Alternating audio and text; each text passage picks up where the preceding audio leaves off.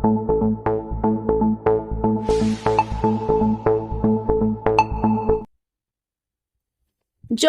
గద్వాల జిల్లా ఆలంపూర్ నియోజకవర్గం తెలంగాణ రాష్ట్ర ప్రభుత్వం రాజోలి మండల కేంద్రంలో నూతన ఎంఆర్ఓ కార్యాలయ భవన నిర్మాణమునకు 2.25 కోట్ల రూపాయల నిధులు మంజూరు చేయడం జరిగింది.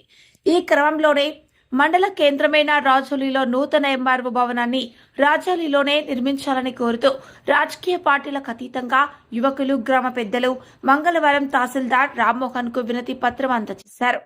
మండల పరిధిలోని 11 గ్రామాల ప్రజల తీర్మానాన్ని స్వీకరించి జిల్లా కలెక్టర్కు మరియు రాజోలి మండల తహసీల్దార్లకు త్వరలోనే అందచేయనున్నట్లుగా గ్రామస్తులు తెలిపారు.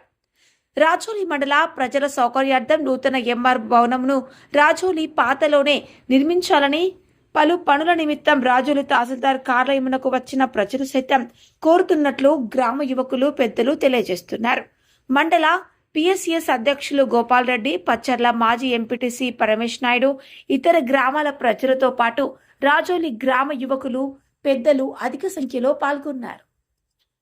మన ఉద్దేశం ఏమిటంటే 11 గ్రామాల ప్రజలకు అందరికీ కూడా సౌకర్యాల దృష్ట్యా 11 గ్రామాల ప్రజలు కోరినారు. మాకు ఇప్పటికే రావడానికి చాలా రోడ్డు రవాణా సౌకర్యాలు సరిగా లేవు కాబట్టి మాకు ఇక్కడ దానికైనా చాలా దూరం అవుతుంది.